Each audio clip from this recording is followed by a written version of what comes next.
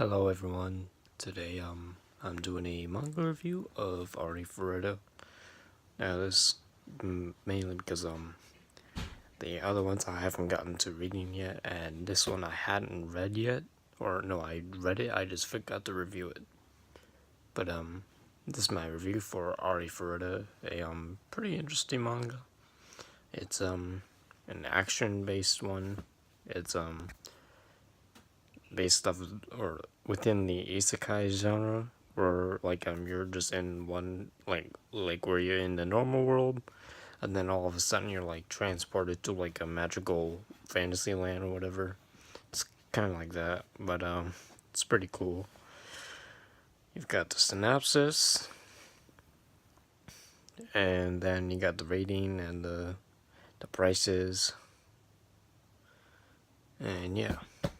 Now this is volume 1, and my rating for this manga will be whatever I've given it before out of 15, and I'll be rating it by 3 sections: story, characters, and artwork. And yeah, let's get started. So this manga takes place in a regular ordinary world, and there are just these characters that just end up in this like a weird fantasy land or whatever, where there's like all these types of monsters and such, and they have to help these guys or whatever defend from all the demons and everything. And it's a basic story where all these characters do this: get sucked into the fantasy land. They had to fight off a specific race or whatever, stuff like that.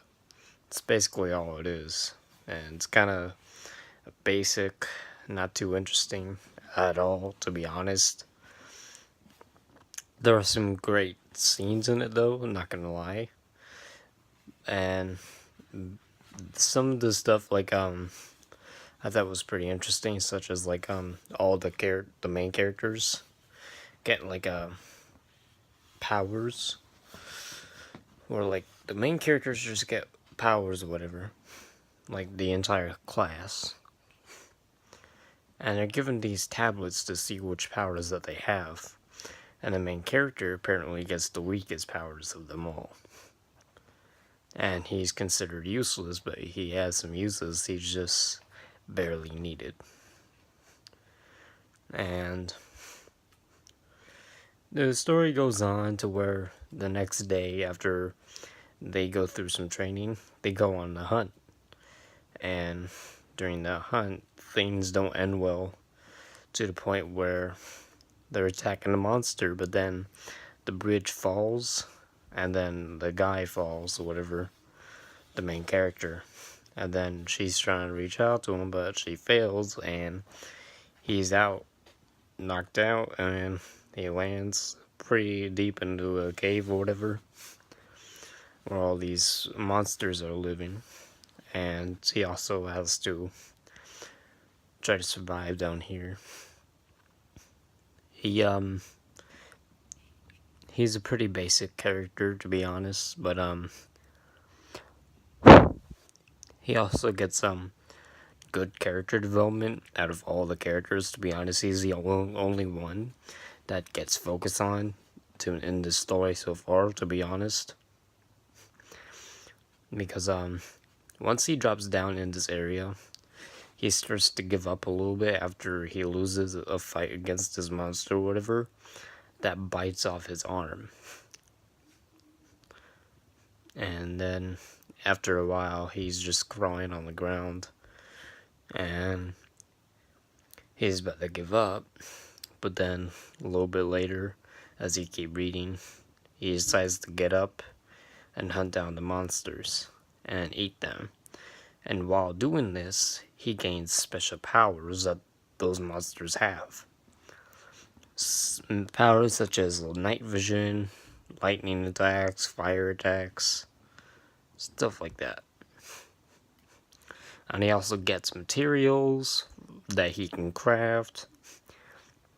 And at this point where he gets another power, he gets a hair color change. And he keeps on getting powers and everything. And at one point, he crafts like some materials together and to create a gun.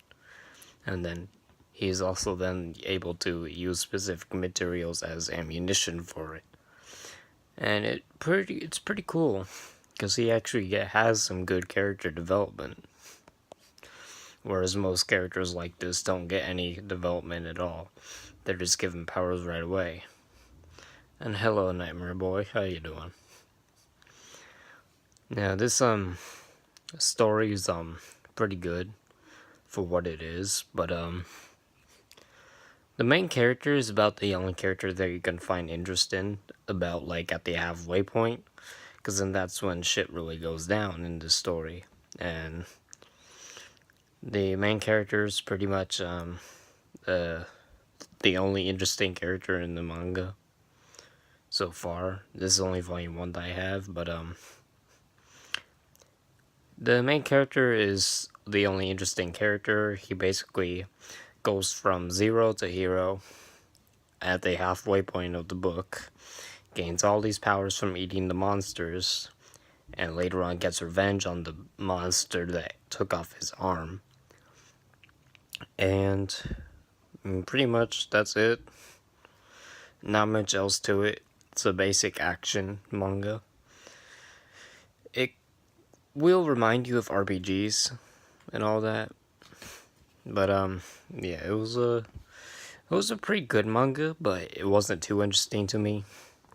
Because to be honest, after the halfway point, that's when things got interesting, at the halfway point. But in the beginning, I didn't find it interesting too much. And this was a random buy where I was just like, you know what, I'm gonna just buy it because I want something to read.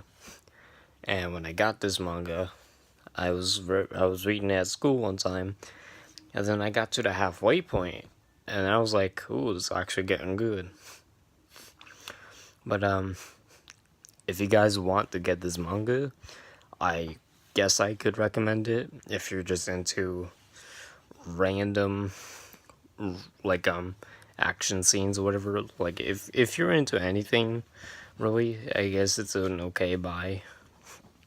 It's just that I'd probably like wait for discounts or whatever if you're not really looking forward to like getting manga like this. Like if you're watching this, then it's an okay manga. It's not the best, obviously. It's a pretty boring, pretty common type of manga.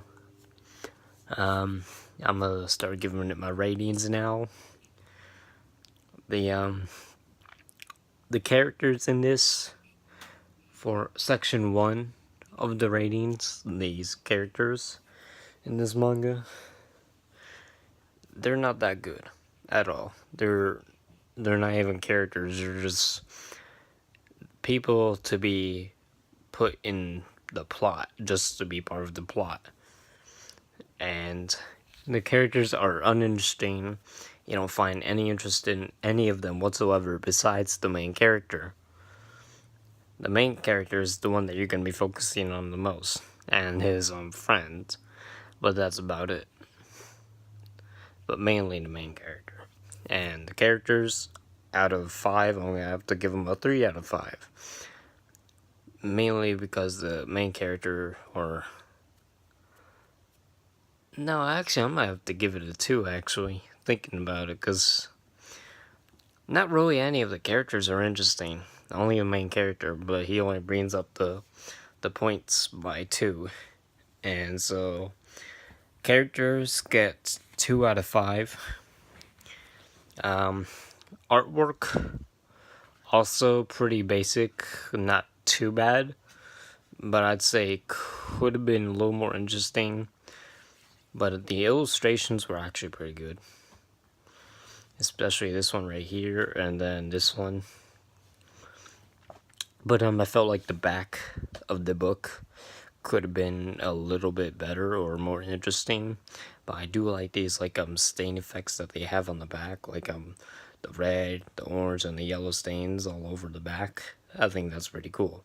As well as this like star circle kind of symbol. It's pretty cool. And then you got like just the basic artwork in this manga. It's pretty cool.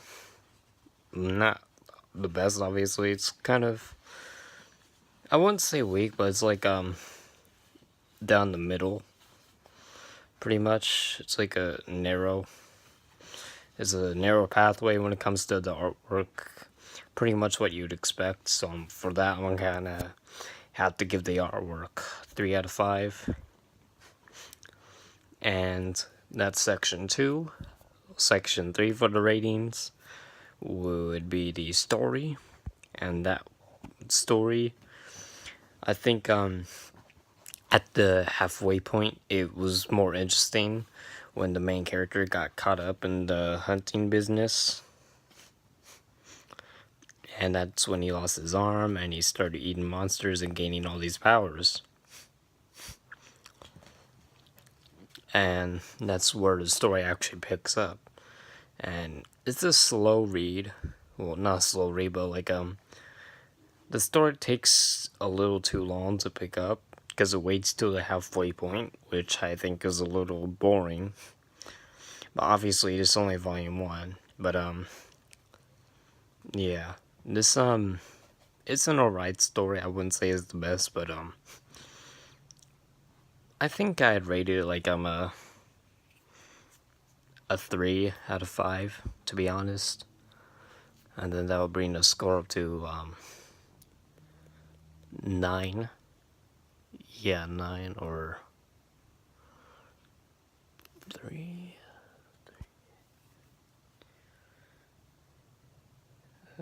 No, that would bring the score up to 8. So 8 out of 15. I felt like this could have been way better.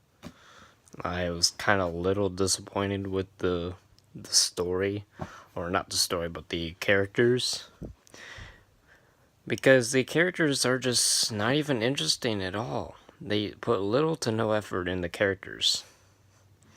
I mean, only a few characters like the teacher and the of like the main character and the teacher and the main character's friend. Those are like the only characters that actually had some interesting parts to them. But that was about it to me. I didn't really like this manga that much, besides the halfway point of the story, which was pretty good.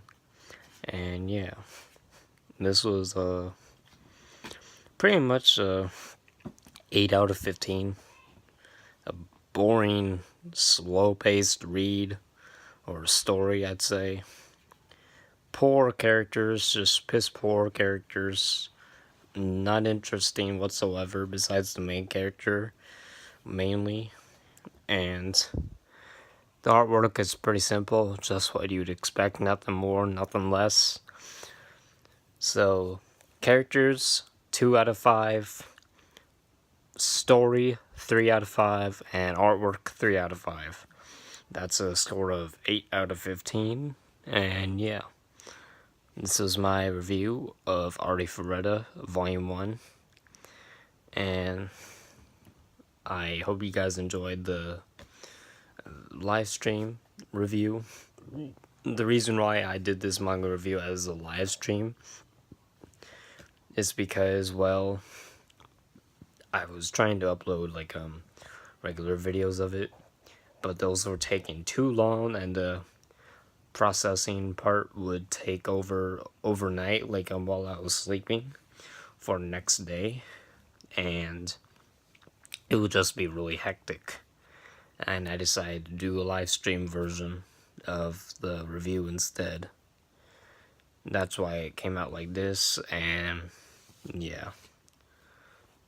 So, yeah, I hope you guys enjoyed my review of Arifureta, From Commonplace to World's Strongest, Volume 1. Again, the prices are $13 in the US, $16 in Canada. Published by Seven Seas Entertainment, LLC. Yeah. 8 out of 15, that's all I'm gonna have to say for this manga. Could have been better. I guess, it's okay, but, it's up to you if you want to buy it. I wouldn't recommend it, because, it's kind of slow story. Piss poor characters, not too interesting to me. Pretty much SAO in a nutshell. Besides the main character, because the main character actually has development. But yeah, so I hope you guys enjoyed. This was my review for Arifureta, Volume 1. Peace out. Wolf Dog out.